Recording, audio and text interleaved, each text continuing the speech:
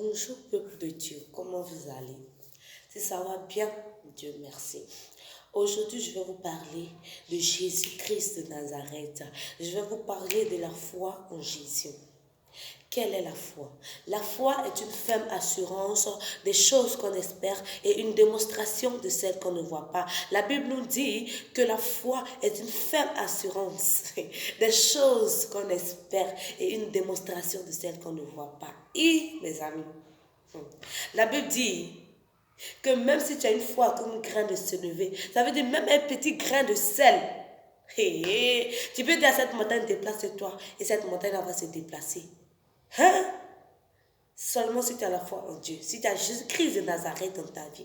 Quand la Bible dit dans Matthieu 10, verset 7, allez prêcher, dites le royaume des cieux est proche, guérissez les malades, ressuscitez les morts, rendez impurs les lépreux et chassez les démons.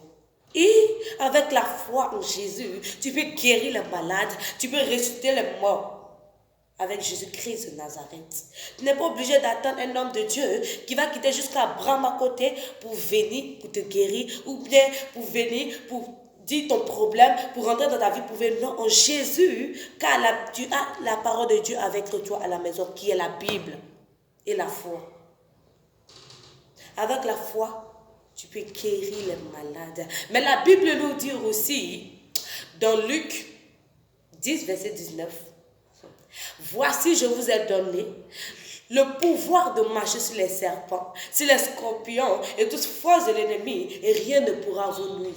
La Bible nous dit aussi dans le verset 20, ne vous réjouissez pas parce que les esprits vous sont soumis, mais réjouissez-vous de ce que votre nom est écrit dans le royaume des cieux. Hey, Jésus est doux, hein?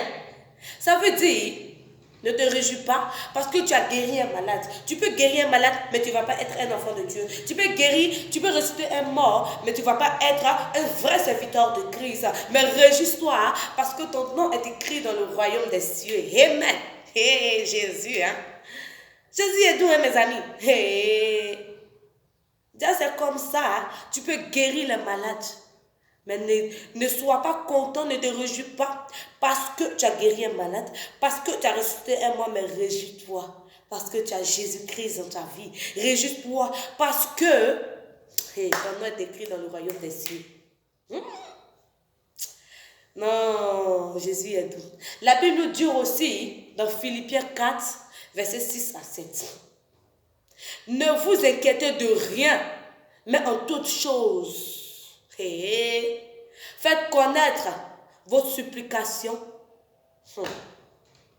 et faites connaître vos besoins à Dieu par des prières et des supplications avec des actions de grâce. C'est-à-dire chaque soir tu t'en vas, tu te mets à genoux, tu pries. Jésus, je veux ça, je veux ça, puis tu as ça. C'est comme ça Jésus est doux. Nous tous sommes partis prier maintenant, oh Jésus est doux.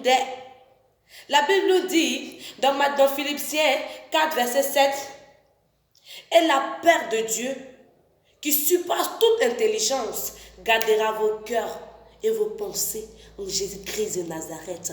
Que Dieu vous bénisse puissamment, qui garde votre journée, votre famille, dans le nom puissant de Jésus.